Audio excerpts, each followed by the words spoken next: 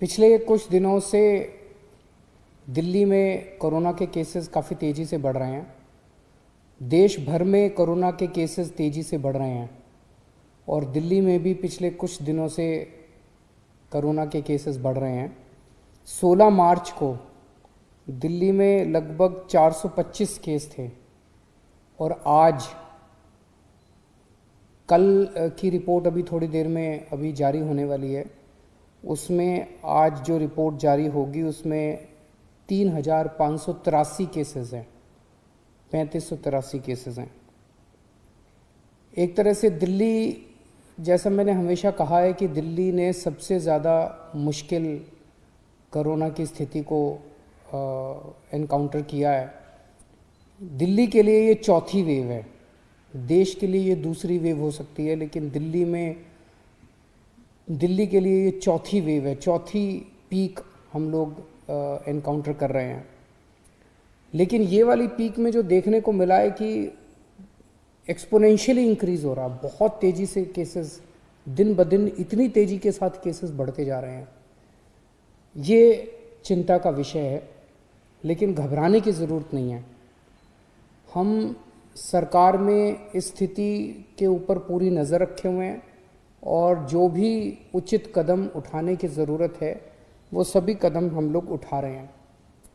इसको पूरा जो डेटा हम लोगों ने देखा है उसके हिसाब से ये केसेस तो बहुत तेज़ी से बढ़ रहे हैं, लेकिन इस बार ये जो कोरोना की चौथी वेव आई है ये पिछली वेव से कम सीरियस हैं। कम सीरियस मतलब कि एक तो मौतें काफ़ी कम हो रही हैं और दूसरा लोगों को अस्पताल में और लोगों को आईसीयू में जो भर्ती होते हैं वो काफ़ी पिछले उसके मुकाबले काफ़ी कम हैं।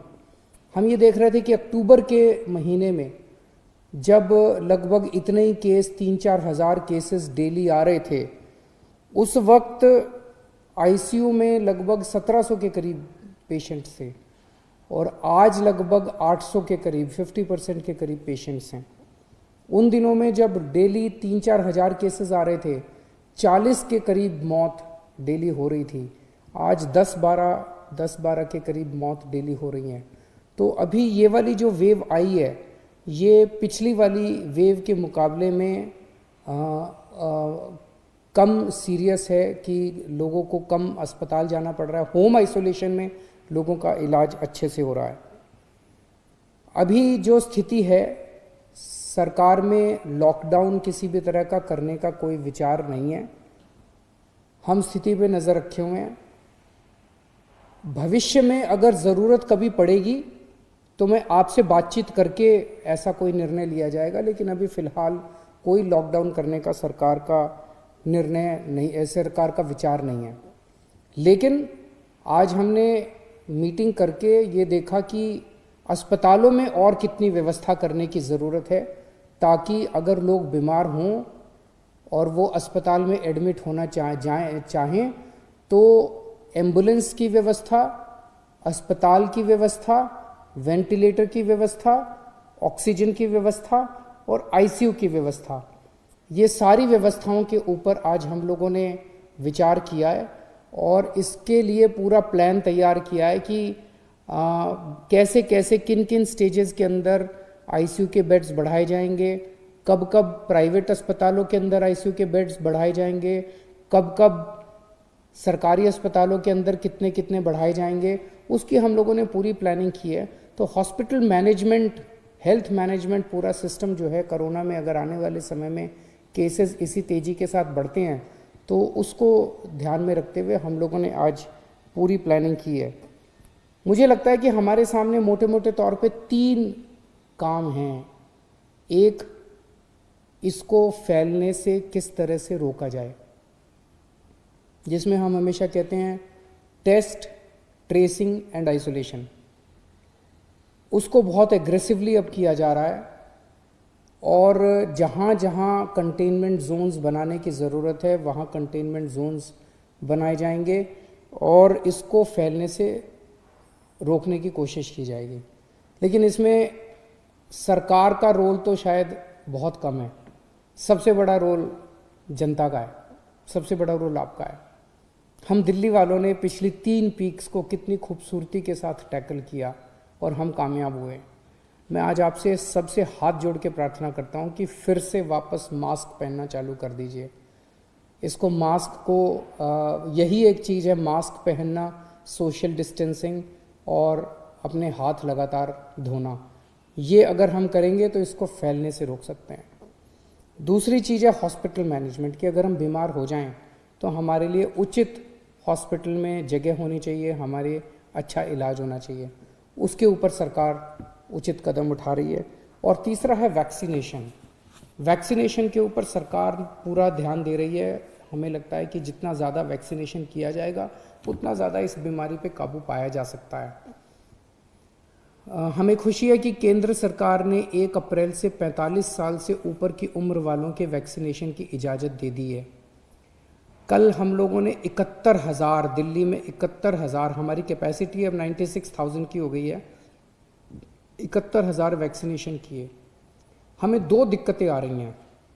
एक तो ये कि केंद्र सरकार ने गाइडलाइन की है कि जहाँ भी वैक्सीनेशन होगा वो केवल और केवल अस्पताल या हेल्थ फैसिलिटीज़ के अंदर हो सकता है।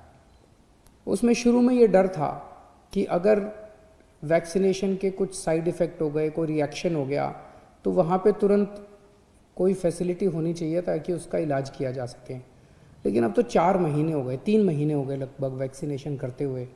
कल बता रहे हैं 71,000 हमने वैक्सीनेशन किए, जिसमें 4 लोगों को थोड़ा बहुत वो हुआ रिएक्शन वगैरह, और वो ठीक हो गए। घंटे 2 घंटे के अंदर वो लोग ठीक हो गए। तो अब ये तो सामने आ गया कि ये सेफ़ है।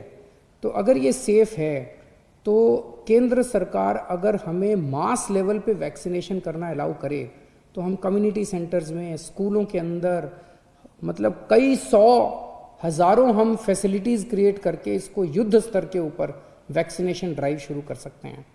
और अगर युद्ध स्तर के ऊपर वैक्सीनेशन ड्राइव शुरू की गई तो मुझे लगता है कि कोरोना को कंट्रोल करने में हम लोगों को मदद मिलेगी।